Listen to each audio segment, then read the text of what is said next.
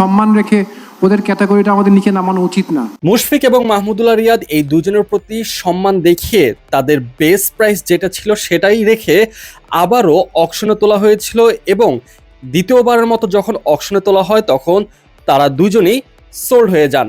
প্রথমত মাহমুদুল্লাহ রিয়াদকে ডাকা হয় অকশনে, সেই সময় রংপুর রাইডার্স সরাসরি তার বেস প্রাইজেই মাহমুদুল্লাহ রিয়াদকে কল করে এবং তারা সরাসরি মাহমুদুল্লাহ রিয়াদকে পেয়ে যায়। এরপর মুশফিকুর রহিমকে কল করলে রাজশাহী সরাসরি মুশফিককে কল করে এবং বেস প্রাইজেই মুশফিককেই পেয়ে যায়। তো শুরুর দিকে ঘটনাটা এমন হয়েছিল যে যেহেতু প্রথম ডাকে মুশফিক এবং মাহমুদুল্লাহ এই দুই সিনিয়র ক্রিকেটারকে কেউ দলে ভেড়ায়নি, তো দ্বিতীয়বার অকশনে ডাকার সময় এমন একটা সিচুয়েশন আসছিল যে তাদের বেস প্রাইজ হয়তো বা নামিয়ে আনা হতো। তবে ঠিক সেই মুহূর্তে রংপুর রাইডার্সের তরফ থেকে অনুরোধ করা হয়, যেহেতু তারা দুইজন আমাদের বাংলাদেশ ক্রিকেটের সিনিয়র ক্রিকেটার এবং দীর্ঘদিন যাবৎ জাতীয় দলকে সার্ভ করেছেন, তো তাদের সম্মানার্থে যে বেস প্রাইসটা ছিল সেটা ঠিক রেখে আবারও যেন ডাকা হয় এবং পরবর্তীতে এই দুজন দুটি দলে যোগদান করেন। সর্বশেষ বিপিএল এ মাহমুদুল্লাহ রিয়াদ এবং মুশফিকুর রহিম দুজনেই খেলেছিলেন ফরচুন বরিশালের হয়ে এবং সেবার তারা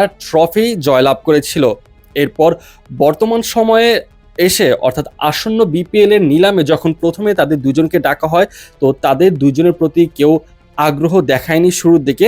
তবে দ্বিতীয়বার যখন তাদেরকে ডাকা হয় তাদের বেস্ট প্রাইস যেটা বি ক্যাটাগরিতে, সেই ক্যাটাগরিতে রেখেই তাদেরকে যখন দ্বিতীয়বার ডাকা হলো তখন হচ্ছে মাহমুদুল্লাহর নামটা কল করলো রংপুর রাইডার্স, আর ওদিকে রাজশাহী কল করলো মুশফিকুর রহিমকে। দুজনই দুই দলে অন্তর্ভুক্ত হলো। যদিও শুরুর দিকে যখন ডাক পাননি মুশফিকুর রহিম, এরপর তিনি ফেসবুকে একটা স্ট্যাটাস দিয়েছিলেন যে আলহামদুলিল্লাহ ফর এভরিথিং।